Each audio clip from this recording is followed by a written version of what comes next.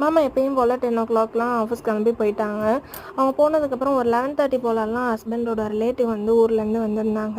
முன்னாடியே சொல்லவே இல்லை, சர்ப்ரைஸாக வந்து எங்களை பார்க்கலாம் அப்படின்றனால வந்திருந்தாங்க.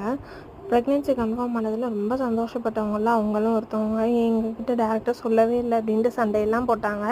அத்தை தான் அவங்கக்கிட்ட சொல்லியிருந்திருப்பாங்க போல். முன்னாடியே சொல்லியிருந்தாங்க அப்படின்னா நான்வெஜ் எடுத்து சமைச்சிருக்கலாம். ஸோ திடீர்னு சொன்னனால வரும்போதே ஹஸ்பண்ட் வந்து பிரியாணி வாங்கிட்டு வந்துட்டாங்க பார்சல். அவங்களுக்கு 2 பேருக்கும் 2, அதோடு சேர்த்து நானும் ஆசைப்படுவேன்னு சொல்லிட்டு எனக்கும் சேர்த்து வாங்கிட்டு வந்துருந்தாங்க. சிக்கன் கிரேவியும் தனியாக வந்து வச்சுருப்பாங்களாம். நம்ம கேட்டோம் அப்படின்னா அதுவும் கொடுப்பாங்க அப்படின்னு சொன்னாங்க. ஸோ அதையும் சேர்த்து வாங்கிட்டு வந்துட்டாங்க. ஈவினிங் வந்து 2 பிரெட் ஜாம் மட்டும் எடுத்துக்கிட்டேன். அப்புறம் ஹஸ்பண்ட் வந்து வரும்போதே கரும்பு ஜூஸ் வாங்கிட்டு வந்திருந்தாங்க. அதை ஃப்ரிட்ஜில் வச்சுருந்தேன். அதை வெளில எடுத்து வச்சுருந்தேன். அதுதான் வந்து கொஞ்சமாக குடித்தேன். நைட்டு செம்ம பசி. ஒரு 7 o'clock போலலாம் டின்னர் எடுத்துக்கிட்டேன். முட்டை சப்பாத்தி தான் சாப்பிட்டேன். நெக்ஸ்ட் vlogல மீட் பண்ணலாம். பை.